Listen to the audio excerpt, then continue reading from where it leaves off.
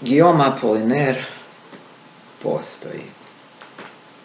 Postoji jedan brod koji je odnio moju dragu. Postoji na nebu i 6 izvidnih balona i kada padne noć reklo bi se da su to crvi iz koji će niknuti zvijezde. Postoji jedna neprijateljska podmornica što progoni moju ljubav. Postoji oko mene i 1000 mladih omorika polomljenih oko krhotina granate. Postoji jedan pješak koji prolazi slijepi od otrovnog plina. Postojimo i mi što smo sve poharali u šančevima Ničeovim, Geteovim i Köljskim. Postojim i ja što čeznem za jednim pismom koje ne dolazi nikad. Postoji moja kožnata torba u kojoj čuvam nekoliko fotografija svoje ljubavi. Postoje i zarobljenici koji prolaze uznemirena pogleda. Postoji i jedna topnička baterija kojoj posluga trčkara amo tamo oko topova. Postoji i jedan pismonoša što se približava kasom od osamljena stabla. Postoji, kažu i tu, i neki uhoda što se šulja uokolo nevidljiv kao obzor kojim se je nedostojno zaodjenuo i s kojim se stapa. Postoji i bista moje drage uspravljena poput Ljiljana.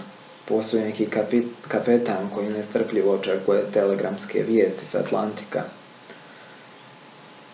Postoje i vojnici što u ponoć pile daske za mrtvačke sanduke. Postoje i žene koje s urnebesnim povicima mole u Meksiku šaku kukuruza pred raspetim Kristom. Postoji golfska struja što je tako djelotvorna i blaga. Postoji i groblje 5 kilometara odavde sa mnogo križeva.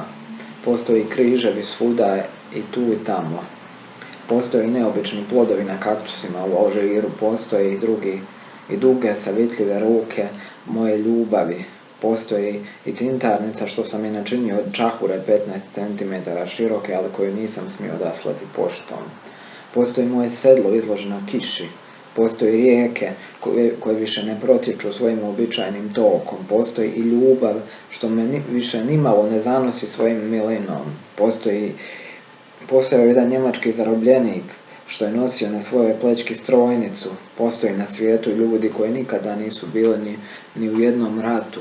Postoje Hindusi što zaprepašteno gledaju na zapad i njegove bojne poljane, misleći pri tome na svoja rodna polja i pitajući se hoće li ih još ikada ugledati, jer se u ovom ratu otišlo uistinu veoma daleko s umijećem da zauvijek postaneš nevidljiv.